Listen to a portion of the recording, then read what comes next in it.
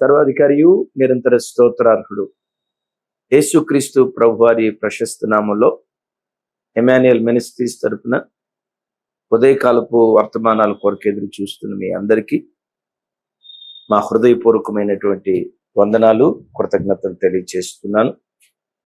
ఈ శ్రేష్టమైన సమయంలో ప్రార్థనను గూర్చి ఓ దివ్యమైన సందేశం మీతో పంచుకోవాలని పరిశుద్ధాత్మ దేవుడు నా హృదయాన్ని పురికొల్పుతున్నారు. ప్రార్థించేటప్పుడు ఎలా ప్రార్థన చేస్తే దేవుని మనసును మరి ఎక్కువగా మనం గెలుచుకోగలుగుతాం, ఏ విధంగా ప్రార్థన చేస్తే. కొంతమంది ప్రార్థన చేసేటప్పుడు కూర్చొని ప్రార్థన చేస్తారు, మరి కొంతమంది నిలవబడి ప్రార్థన చేస్తారు, మరి కొంతమంది సాష్టాంగపడి ప్రార్థన చేస్తారు, మరి కొంతమంది హాస్పిటల్లో అనారోగ్యాలతో ఉన్నవారు లేవలేని స్థితిలో మంచమేనే పండుకొని ఆరోగ్యంగా ఉన్నవారు కూడా లేచిన మరుక్షణమే మంచమే నుండి పండుకొని కూడా కొన్నిసార్లు కొంతమంది ప్రార్థన చేస్తారు. అయితే ఈ ప్రార్థనా విధానాలన్నిటిలో అత్యంత బలమైనటువంటి విధానం మోకాళ్ళుని ప్రార్థన చేయటం. అదొక దివ్యమైనటువంటి విధానం. అలాగని నిలవబడి ప్రార్థన చేయకూడదు అనేం కాదు. నడుచుకుంటూ వెళ్తూ కూడా నా వ్యక్తిగతంగా కొన్నిసార్లు ప్రార్థన చేసుకుంటాను, నిజమే. ప్రయాణమే వెళ్ళేటప్పుడు కూడా, ప్రయాణంలో కూడా మనం ప్రార్థన చేసుకుంటాం, మంచిదే. అయితే వీటన్నిటిలో కూడా దేవుని సన్నిధిలో మోకాళ్ళుని మహోన్నతుడైన దేవుని వైపు చేతులెత్తి కన్నీళ్లు విడుస్తూ ప్రార్థన చేయటం ప్రార్థన విధానాలన్నిటిలో అత్యుత్తమమైన విధానం. ఈ మోకాళ్ళ ప్రార్థనను గురించి భక్తుడు ద గ్రేట్ విలియం కేరీ గారు ఓ దివ్యమైన మాట అంటారు. మన మోకాళ్ళు నేలను తాకితే మన ఆత్మీయత ఆకాశాన్ని తాగుతుందట. విన్నారా?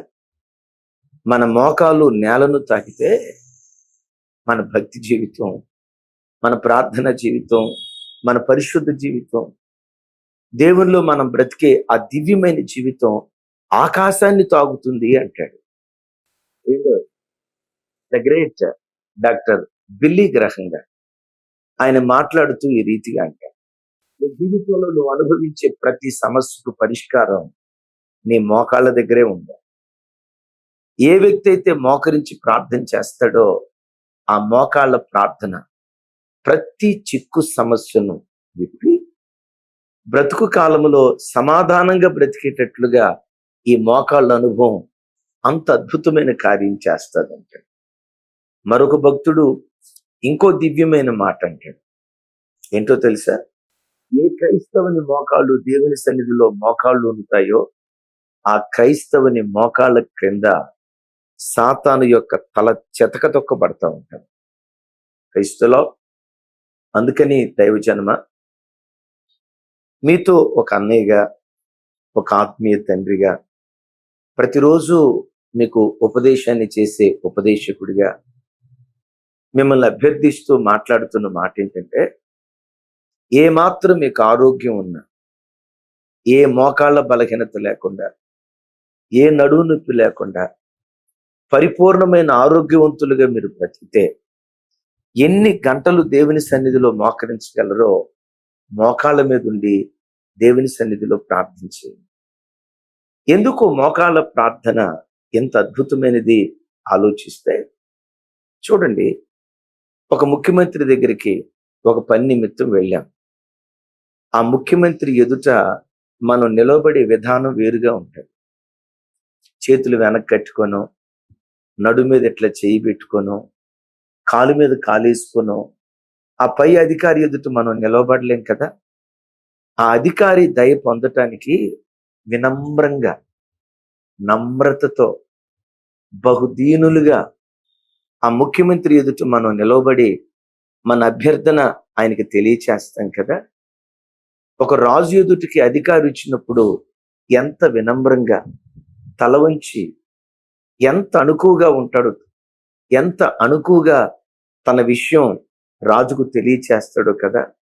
దైవజనమా, మీరు నేను ఆరాధించే ఆ గొప్ప దేవుడు రాజు మాత్రమే కాదు, రాజులకు రాజు, ప్రభువులకు ప్రభు, భూపతులందరికీ అధిపతి. ఆ అధిపతి అయిన దేవుని ఎదుట కాలు మీద కాలేసుకొని ప్రార్థన చేయటం సబబేనంటారా? ఆ రాజాతి రాజు ఎదుట నడుమే చేసుకొని బలహీనత ఉంటే తప్పులేదు, అనారోగ్యం ఉంటే తప్పులేదు. ఆ రాజాతి రాజు ఎదుట నువ్వు ఎంత దీనంగా ప్రార్థన చేస్తావో బైబిల్లో ఒక మాట రాసి ఉంది. ఈ దీనుడు మొరపెట్టగా యెహోవా ఆలకించును, అతనికి కలిగిన శ్రమలన్నిటిలో నుంచి యెహోవా అతన్ని విడిపించును అంటాడు. మోకాళ్ళుని ప్రార్థన చేయటం అనేది ఒక దీనత్వంతో కూడుకున్న ప్రార్థనల్లో ఇది ఒక అద్భుతమైనటువంటి ప్రార్థన. ఇది దీనత్వానికి సూచన. దైవజనమ, మీరందరూ ఈ మాట అడుగుదురు. తన్ను తాను తగ్గించుకున్నవాడు హెచ్చించబడతాడు. నా ప్రభు బిడ్డలారా, దేవుని ఎదుట ఎవరైతే నేల మట్టుకు తగ్గించుకుంటారో, దేవా జస్ట్ ఐ ఆమ్ డస్ట్, నీ సహాయం కోరి దీనుడుగా అర్థిస్తున్నానయ్యా, నీ సహాయం కోరి దీనురాలిగా నేను బ్రతిమలాడుకుంటున్నానయ్యా అని నువ్వు దీనునిగా దేవుని సన్నిధిలో ఉంటే, తన్ను తాను తగ్గించుకున్నవాడు దేవుని సన్నిధిలో హెచ్చించబడతాడు. వాక్యం సెలవిస్తున్న మాట. సరే, పరిశుద్ధ గ్రంథమైన బైబిల్లో మోకాళ్ళుని ప్రార్థించిన వాళ్ళు ఎవరు? వాళ్ళ ప్రార్థన దేవుడు ఆలకించి మోకాళ్ళ ప్రార్థన ద్వారా వారి జీవితాల్లో దేవుడు జరిగించిన కార్యాలు ఏంటి? ఎంతో మంది భక్తులు దేవుని సన్నిధిలో మోకాళ్ళుని ప్రార్థన చేశారు. మెట్టుకు 3 వ్యక్తులు గురించి చెప్తాను. మోకాళ్ళుని ప్రార్థన చేయటం అని అనటంతో మనకు వెంటనే గుర్తొచ్చే మొట్టమొదటి వ్యక్తి చెప్పండి, దానియేలు. ఎవరి దానియేలు? బబులోను సామ్రాజ్యంలో 127 సంస్థానాలకు తను ప్రధాని. బబులోను సువిశాల సామ్రాజ్యానికి మాదీయ పారసిక రాజ్యంలో కూడా ఈ దానియేలు ప్రధాని. ఈ ప్రధాని కుర్చీ మీద కూర్చొని కాలు మీద కాలు వేసుకొని కాలు ఊపుకుంటా దేవుని సన్నిధిలో ప్రార్థన చేయలేదు సుమే. బబులోను మహాసామ్రాజ్యానికి ప్రధానిగా ఉన్నటువంటి ఈ దానియేలు ఎలా ప్రార్థించాడో తెలుసా? మోకాళ్ళుని ప్రార్థన చేశాడు. చూడండి ఆ మాట ఒకసారి. దానియేలు గ్రంథం 6వ అధ్యాయం 10వ వచనం. ఇట్టి శాసనము సంతకము చేయబడినని దానియేలు తెలుసుకునినను అతడు తన ఇంటికి వెళ్ళి యథాప్రకారము అనుదినము ముమ్మారు మోకాళ్ళుని, విన్నారా, ముమ్మారు మోకాళ్ళుని తన ఇంటి పైకదికి కిటికీలు యెరూషలేము తట్టు తెరవబడి ఉండగా తన దేవునికి ప్రార్థన చేయుచు ఆయనను స్తుతించుచూ వచ్చెను. ప్రార్థన చేయుటయు ఆయనను బతిమాలుకొనుటయు చూచి. విన్నారా? దానియేలును గురించి లేఖనాల్లో రాయబడిన దివ్యమైన మాట ఏంటంటే, అనుదినము మోకాళ్ళుని, దినానికి వచ్చి 3 మార్లు యెరూషలేము తట్టు కిటికీలు తెరిచి దేవుని సన్నిధిలో ప్రార్థన చేస్తూ ఉండేవాడు. ఏం చేస్తూ ఉండేవాడు? ఎన్ని మార్లు? దినానికి 3 మారు.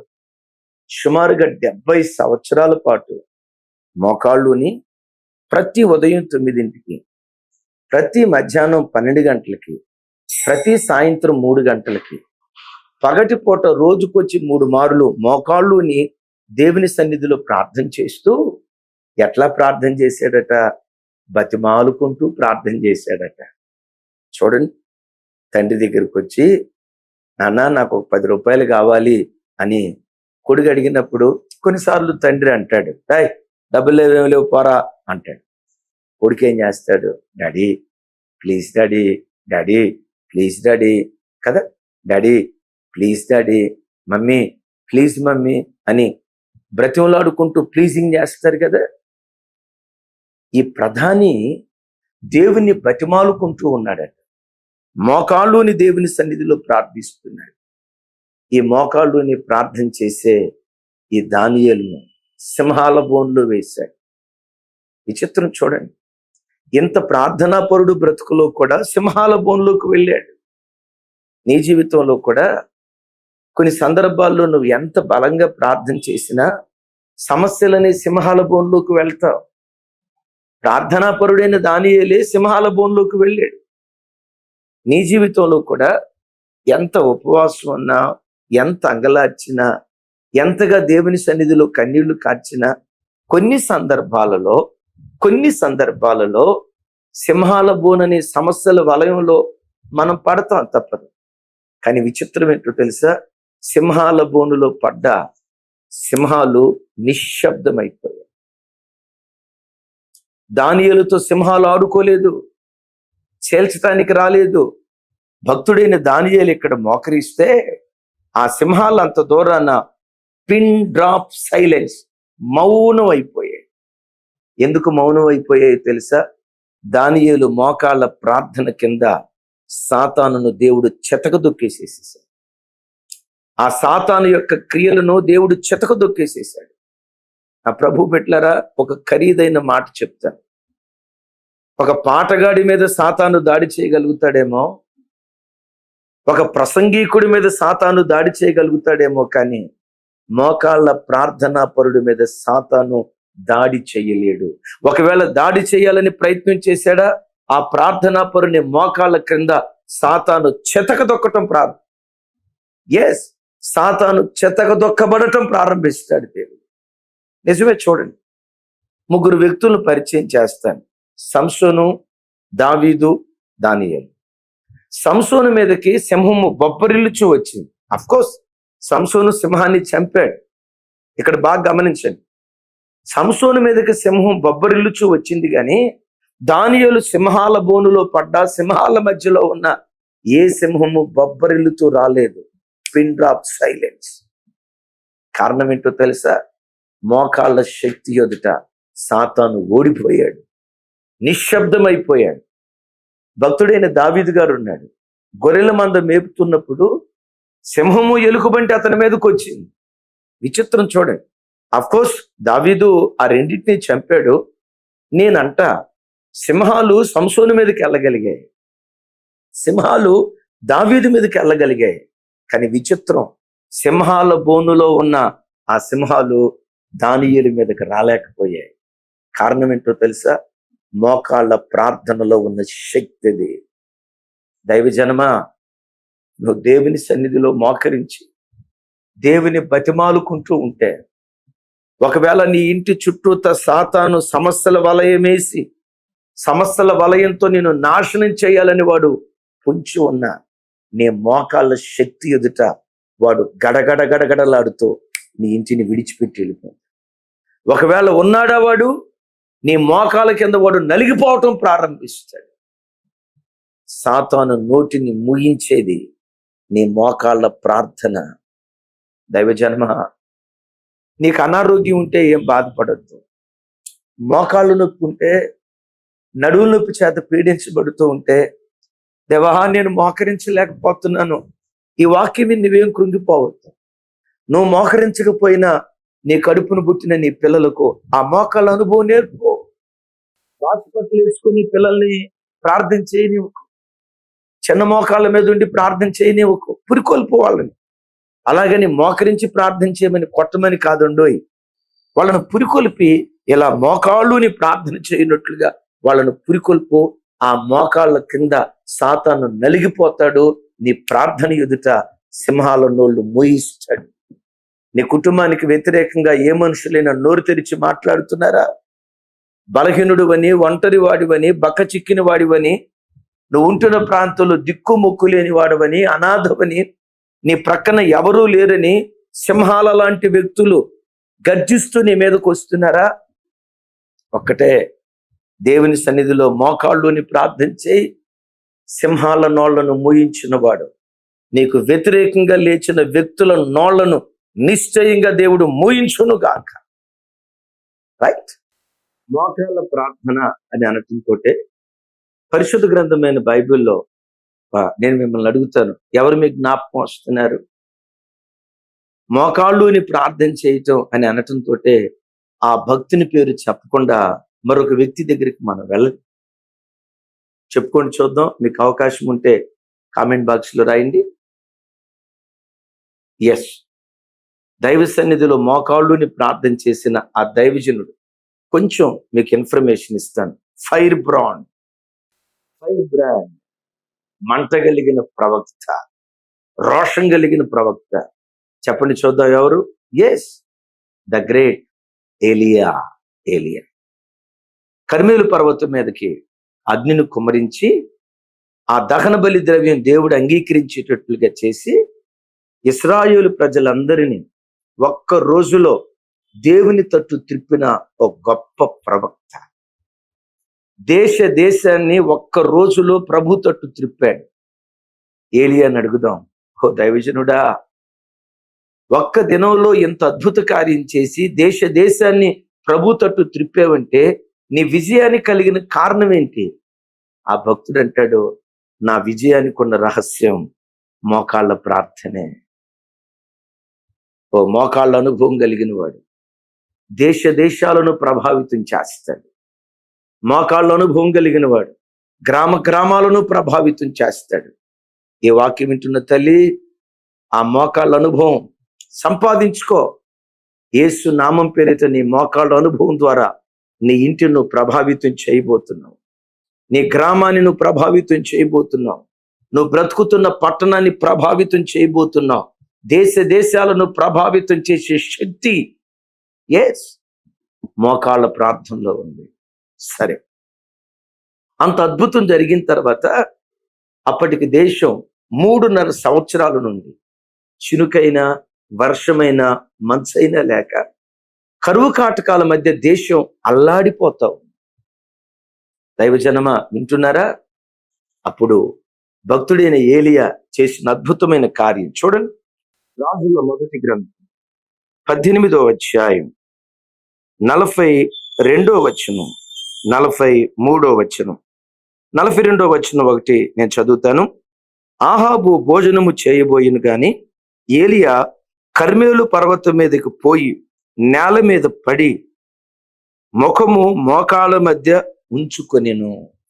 ముఖము మోకాళ్ళ మధ్య ఉంచుకొనెను. విన్నారా? మోకాళ్ళుని కర్మేలు పర్వతం మీద ప్రార్థన చేస్తున్నాడు. గమనించండి, ఆహాబేమో భోజనం చేయటానికి వెళ్ళాడు. మరి ఆ భోజనానికి వెళ్ళేటప్పుడు ఆ ఆహాబు రాజు భోజనానికి వెళ్ళేటప్పుడు ఏలియాని కూడా తీసుకెళ్ళొచ్చుగా. నా కడుపు నా ఇష్టం. ఏలియా తన కడుపు చోట్ల ఆకలితో అల్లాడిపోతున్న ప్రజల కడుపును చూస్తున్నాడు. ఓ ప్రార్థనా పరుడు ఎప్పుడు తనకు తాను దీవెనగా ఉండటం కాదు, అనేకులకు ప్రార్థన ద్వారా దీవెన కారణంగా మార్చబడతాడు. Praise the lord. మోకాళ్ళ మధ్యలో తల ఉంచి ప్రభా వర్షాన్ని కురిపించు అని వర్షం కొరకు ప్రార్థన చేశాడు. మొదటిసారి ప్రార్థన చేశాడు, రాలా. 2, 3, 4, 5 ప్రార్థన చేశాడు, రాలా. పనివాడిని పిలిచాడు, సముద్రం వైపు చూడు, ఏమైనా కనపడుతుందా? ఏమీ కనపడలేదు అన్నాడు. 6వసారి వచ్చి ప్రార్థన చేశాడు, మరలా పనివాడిని పిలిచాడు, ఏమైనా కనపడుతుందా అన్నాడు. 7వసారి కూడా ప్రార్థన చేస్తున్నాడు. నా ప్రభు బిడ్డలారా, 7వసారి ప్రార్థన ముగింపులో శిష్యుడిని పిలిచి ఎలా ఉంది వాతావరణం చూడు అన్నాడు. ఆ శిష్యుడు చూసి మానవ హస్తమంత మేఘం, ఓ చిన్న మేఘం సముద్రంలో నుంచి లేవటం నేను చూశాను అన్నాడు. నా ప్రభు బిడ్డలారా, 2 విలువైన మాటలు చెప్తాను. 7 మార్లు ఎందుకు ప్రార్థన చేశాడో తెలుసా? 7 సంపూర్ణతకు గుర్తు. అలాగని 7 మార్లు ప్రార్థన చేస్తే మనకు జవాబు వస్తుందని కాదు. 7 సంపూర్ణతకు గుర్తు అని చెప్పే కదా. ఏదైనా ఒక విషయం కొరకు నువ్వు ప్రార్థన చేసేటప్పుడు ఆ ప్రార్థనకు జవాబిచ్చే వరకు మోకాళ్ళుని దేవుని సన్నిధిలో పెనుగులాడటమే సంపూర్ణమైన ప్రార్థనకు గుర్తు. Praise the lord. ఏలియాలో ఉన్న పట్టుదల చూడండి. మొదటిసారి ప్రార్థన వినలేదు, 2వసారి చేస్తా, తప్పకుండా దేవుడు వింటాడు. 2వసారి వినలేదు, 3వసారి చేస్తా, తప్పకుండా నా దేవుడు వింటాడు. 3వసారి వినలేదు, 4వసారి ప్రార్థన చేస్తా, ఇప్పుడు తప్పకుండా దేవుడు వింటాడు. 5వసారి వినలేదు, ఇప్పుడు 6వసారి ప్రార్థన చేస్తా, తప్పకుండా దేవుడు వింటాడు. ఎంత పట్టుదల చూడు. దైవజనమా, ఏలియాని చూసి స్ఫూర్తి తెచ్చుకో. ఒక నెల ప్రార్థన చేసి నా ప్రార్థనకు దేవుడు జవాబు ఇవ్వలేదు, ప్రార్థన ఆపేవు కదూ. ఒక సంవత్సరం ప్రార్థన చేసి ఎంత ప్రార్థన చేసినా ఇంతే. మీరు ఎప్పుడు ప్రార్థన గురించి చెప్తారు, మా జీవితంలో ఏ కార్యం జరగట్లేదు, ఎందుకు నేను ప్రార్థన చేయాలి? విసిగిపోయావా? దైవజనమా, విసిగిపోవటం కాదు, ప్రార్థించు. ఎప్పటి వరకు? సాధించే వరకు దేవుని సన్నిధిలో నువ్వు పోరాడుతూ ఉండు. ఈ రోజు వినకపోయినా రేపు తప్పకుండా దేవుడు వింటాడు. ఇంత ఖచ్చితంగా వింటాడు అని ఎందుకు చెప్పగలను తెలుసా? నీవు ఆరాధించే నీ దేవుడు ప్రార్థనలు ఆలకించే దేవుడు. ఈ దేవుడు ఎవరో తెలుసా? తండ్రి అని మొరపెట్టగా ఏవి నా కుమారుడని వెను వెంటనే జవాబిచ్చేటువంటి దేవుడు. అద్భుతం. 7వసారి ప్రార్థన చేసినప్పుడు తన దాసుడు వచ్చి చెప్తున్నాడు, మానవ హస్తమంత చిన్న మేఘం కనపడుతుంది. నా ప్రభు బిడ్డలారా, వెంటనే ఏలియా ఏమన్నాడు తెలుసా? మోపైన వర్షం రాబోతుంది. చూసింది మానవ హస్తమంత చిన్న మేఘాన్ని, నోటితో పలుకుతుంది మోపైన వాన రాబోతుంది. ఈ వాక్యం వింటున్న నీ జీవితంలో నీ మోకాళ్ళ ప్రార్థనతో పాటు విశ్వాసపు వాక్కు నీ నోట ఉండునుగాక. గట్టిగా చెప్దాం ఆమేన్. ఆకాశపు వాకిళ్ళు తెరిచాడు, సమృద్ధి అయిన వర్షాన్ని కురిపించాడు. 3.5 సంవత్సరాల కరువు ఒక్క సంవత్సరంలో దేవుడు కొట్టేశాడు. మోకాళ్ళ అనుభవం ఏం చేసిందో తెలుసా? ప్రజలను ప్రభు తట్టు త్రిప్పటం మాత్రమే కాదు, మూయబడిన ద్వారాలను తెరిచింది మోకాళ్ళ అనుభవం. నా ప్రియ స్నేహితులరా, క్రైస్తవ జనాంగమా, ఏ విషయంలో నీకు మార్గాలు మూయబడ్డాయి? నీ పిల్లల వివాహ విషయాల్లో మార్గాలు మూయబడ్డాయా? నీ గర్భం తెరవబడే విషయంలో మార్గం మూయబడిందా? నీకు దొరకాల్సిన ఉద్యోగం దొరకకుండా ఉద్యోగ విషయంలో మార్గం మూయబడిందా? నీకు రావలసిన డబ్బు రాకుండా మార్గాలు మూయబడ్డాయా? ఓ దైవజనుడిగా ప్రవచనమెత్తి చెప్తున్నాను, మూయబడిన ద్వారాలను తెరవగలిగిన శక్తి నీ మోకాళ్ళ ప్రార్థనలో దేవుడు దాచించాడు. మోకరించి ప్రార్థించు. ఏ మార్గాలు మూయబడ్డాయో, సాతాను ఏ ద్వారాలు ఆపేశాడో, మూయబడినటువంటి తలుపులను దేవుడు తెరవబోతున్నాడు. ప్రకటన గ్రంథంలో చూస్తాం కదా, ఆయన తలుపులు తెరవగా ఎవ్వడూ వేయలేడు. యేసు నామం పేరిట ఈ రోజే నీ ఉద్యోగ విషయంలో దేవుడు ద్వారం తెరవబోతున్నాడు. నీ పిల్లల వివాహ విషయాల్లో ద్వారం తెరవబోతున్నాడు. మోయబడిన నీ గర్భాన్ని దేవుడు తెరవబోతున్నాడు. తెగిపోయిన మీ భార్యాభర్తల బంధాన్ని యేసు నామం పేరిట ప్రార్థన ద్వారా మరలా తిరిగి దేవుడు కలపబోతూ ఉన్నాడు. ఏ మార్గం సాతాను మూసినా మోయబడిన ప్రతి ద్వారాన్ని తెరిచేది నీ మోకాళ్ళ ప్రార్థన. ఒకరించి ఆఖరి మాట క్లుప్తంగా చెప్పి నేను ముగిస్తాను. మోకాళ్ళు ప్రార్థన చేయటం అనే ఆ దివ్యమైన ప్రార్థన మరొక వ్యక్తిని జ్ఞాపకం చేసుకోకుండా ఈ వర్తమానాన్ని ముగిస్తే ఇది అసంపూర్ణం అయిపోద్ది. ఈ వర్తమానమే కాదు, ఏ వర్తమానంలోనైనా ఆయన్ని గూర్చిన ప్రస్తావన లేకుండా ఏ వర్తమానాన్ని ముగించినా ఆ వర్తమానానికి విలువ ఉండదు. భక్తులు మాట్లాడతారు. ఇంతకీ మోకాళ్ళ ప్రార్థన అని అనటంతో తప్పకుండా మనం జ్ఞాపకం చేసుకోవలసిన అద్భుతమైన, అసమానమైన, అద్వితీయమైన వ్యక్తి ఎవరో తెలుసా? ఎస్, మీరు అన్నది ఖచ్చితమే. ఆయనే మన ఆరాధ్య దైవం, ప్రభు అయిన యేసుక్రీస్తు వారు. Praise the lord. మన ఆరాధ్య దైవం ప్రభు అయిన యేసుక్రీస్తు వారు. యేసుక్రీస్తు వారు గెత్సెమనే తోటలో చేసిన ప్రార్థన ఎప్పటికీ ప్రపంచ మానవాళి చెవుల్లో ఆ ప్రార్థన నేటికి గింగురుమంటూనే ఉంది. ఎవరు యేసుక్రీస్తు వారు? దేవుడు. ఎవరు యేసుక్రీస్తు వారు? దేవుని కుమారుడు. ఎవరు యేసుక్రీస్తు వారు? భూమి ఆకాశాలు పట్టజాలని మహాదేవుడు. ఎవరు యేసుక్రీస్తు వారు? నోటి మాటతో సర్వ సృష్టిని కలుగు చేసిన సృష్టికర్త. అద్భుతం.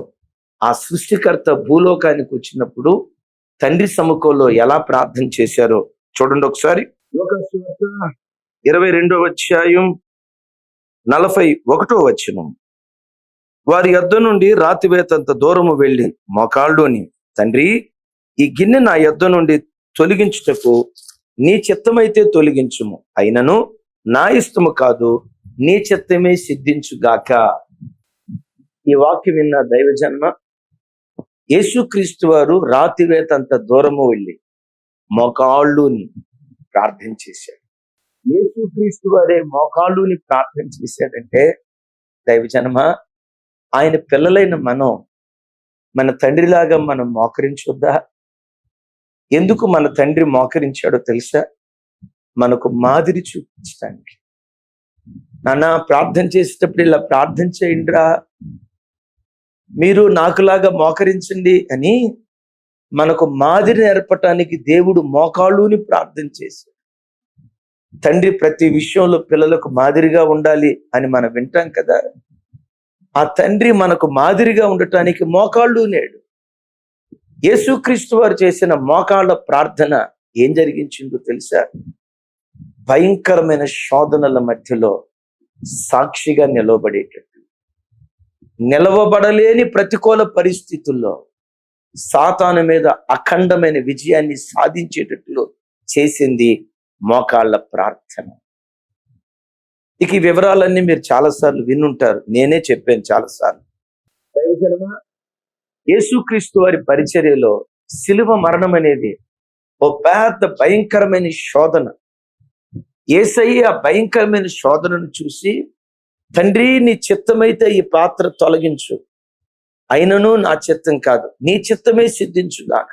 ఎస్, పరలోకపు తండ్రి చిత్తం ఆ భయంకరమైన శిలువ మరణాన్ని పొందుకోవటమే. అయితే శిలువ తర్వాత ఒక గొప్ప విజయం వచ్చింది కదా.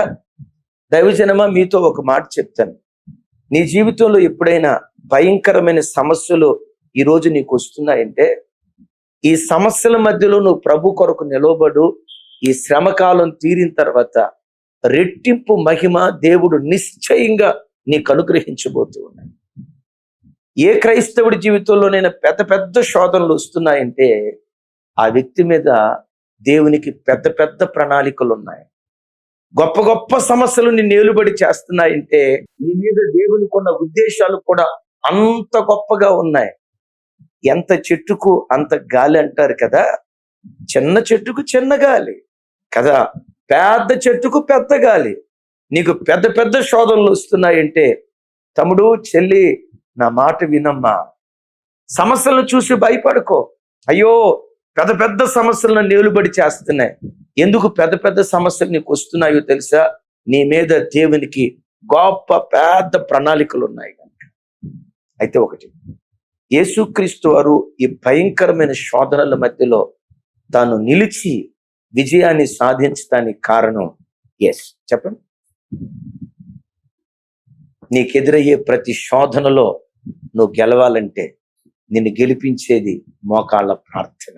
నిన్ను ఆవరించిన సమస్యలను నువ్వు చెతగా తొక్కేటట్టుగా చేసేది నీ మోకాళ్ళ ప్రార్థన. నా వైపు చూడు, నీవు అనుభవించే సమస్యలకు పరిష్కారం ఎక్కడో లేదు, నీ మోకాళ్ళ దగ్గరే ఉంది. మోకరించి ప్రార్థన చేయి. మోకాళ్ళ కింద సాతాను నలగొట్టబడతా ఉంటాడు. సింహాల నోళ్లు మూయబడ్డట్టుగా నీకు వ్యతిరేకంగా లేచే నోళ్లు యేసునామములో ఈ దినం మూతవేయబడును గాక. ఎస్, ఏవైనా ద్వారాలు మూయబడితే మోకాళ్ళ ప్రార్థన ద్వారా మూయబడిన ద్వారాలు తెరుచును గాక. నీ ప్రార్థన ద్వారా నువ్వు ఉంటున్న గ్రామాలలో గొప్ప ప్రభావాన్ని దేవుడు పుట్టించును గాక. అన్నిటికి మించి నీకెదురయ్యే ప్రతి శోధనలో నువ్వు నిలిచి విజయవీరుడిగా నిన్ను నిలిపేది మోకాళ్ళ ప్రార్థన. కనుక ప్రభు దగ్గర తీర్మానం చేసుకుంటావా? దేవా, నా బ్రతుకులో మోకాళ్ళ అనుభవం దయచేయి. గంటల తరబడి మీ సన్నిధిలో నేను మోకరించున్నట్లుగా, నా మోకాళ్ళు కాయలు కాయున్నట్లుగా అలాంటి ప్రార్థన నాకు దయచేయి. అడుగుదామా? అట్టి కృప దేవుడు మన ఒక్కొక్క కుటుంబం మీద కుమ్మరించున్నట్లుగా మీ కొరకు చిన్న ప్రార్థన చేస్తాను. మోకాళ్ళ బలహీనత, నడుము నొప్పి, అనారోగ్యాలతో పీడించబడుతున్న మిమ్మల్ని దేవుని వాక్కు ఇప్పుడే దర్శించి లేడి పిల్లవలి గంతులు వేయునట్లుగా దేవుని మహిమ మిమ్మల్ని తాకును గాక. మరొక విషయం, ఇప్పుడు ఈ గడియలో అందరూ మోకరించి ప్రార్థించేద్దాం. నాతో ఏకీభవించి ప్రార్థనలో పాలుపంపులు పొందండి. ప్రార్థన చేస్తూ ఉంటుండగా మీ గుడారాలలోకి దేవుని షకీన మహిమ దిగివ రాబోతుంది. ప్రార్థన చేస్తుండగా దేవుని షకీన మహిమ ఒక్కొక్క కుటుంబాన్ని దర్శించబోతుంది. మోకరించి ప్రార్థన చేయండి. ఇప్పుడు నేను ప్రార్థన చేయబోతున్నాను. ప్రార్థనలో ఏకీభవించండి. సర్వశక్తి కలిగిన తండ్రి, మోకాళ్ళలో దాగిన శక్తిని గురించి మీరు మాతో మాట్లాడారు. అవును నాయనా, అనేక మంది భక్తులు మా పితరులు మోకాళ్ళుని మీ సన్నిధానంలో ప్రార్థన చేశారు. వాళ్ళ ప్రార్థన ఎలాంటి కార్యాలు చేసిందో విన్నాం. ఈ వాక్యం వింటున్న ప్రతి బిడ్డ దానియేలు వలె మీ సన్నిధిలో మోకరించినట్లుగా ప్రతి బిడ్డను పురికొల్పండి నాయన. ఆ మోకాళ్ళ ప్రార్థన ద్వారా సింహాల నోళ్లు మూయబడినట్లుగా బిడ్డలకు వ్యతిరేకంగా లేచిన ప్రతి శక్తుల నోళ్లు యేసు నామములో మూయబడాలి స్వామి. వారి మోకాళ్ళ కింద సాతాను యేసు నామములో నలగగొట్టబడాలి ప్రభువా. అవును తండ్రి, ఏలియా కర్మేలు పర్వతం మీద ప్రార్థన చేశాడు. గొప్ప ఉద్యమం ఆ దేశంలో. మోకాళ్ళుని ప్రార్థన చేశాడు. అవును తండ్రి, మూయబడిన ద్వారాలు తెరవబడ్డాయి. ఈ గడియలో ప్రార్థన చేస్తున్నాను. నాతో ఏకీభవించి ఎంతమంది అయితే ఈ ప్రార్థనలో పాలు పంపులు పొందారో వారి జీవితంలో మూయబడిన ప్రతి ద్వారం తెరవబడును గాక. మూయబడిన ప్రతి ద్వారం తెరవబడును గాక. మూయబడిన గర్భాలు యేసు నామములో తెరవబడును గాక. మూయబడిన ఉద్యోగాలు యేసు నామములో తెరవబడును గాక. మూయబడిన ఆరోగ్యం, మూయబడిన వ్యాపారం, మూయబడిన ఆర్థిక స్థితిగతులు యేసు నామములో ప్రార్థన చేస్తుండగా ఆకాశపు వాకిళ్లు విప్పి సమృద్ధి అయిన దీవెన బిడ్డల తలల మీద ఇప్పుడే ఈ గడియలోనే మీరు కుమ్మరించుదురుగాక. అవును తండ్రి, మా బ్రతుకులో మా మీద మీకు గొప్ప ప్రణాళికలు ఉన్నాయి కనుకే ఈరోజు ఈ గొప్ప శోధనలని మాట్లాడావు. శోధనల మధ్యలో బిడ్డలు విజయాన్ని సాధించున్నట్లుగా మోకాళ్ళుని మీ వలె ప్రార్థించుటకు విశేష కృప ఒక్కొక్క బిడ్డకు మీరు చూపమని ప్రార్థన చేస్తున్నారు.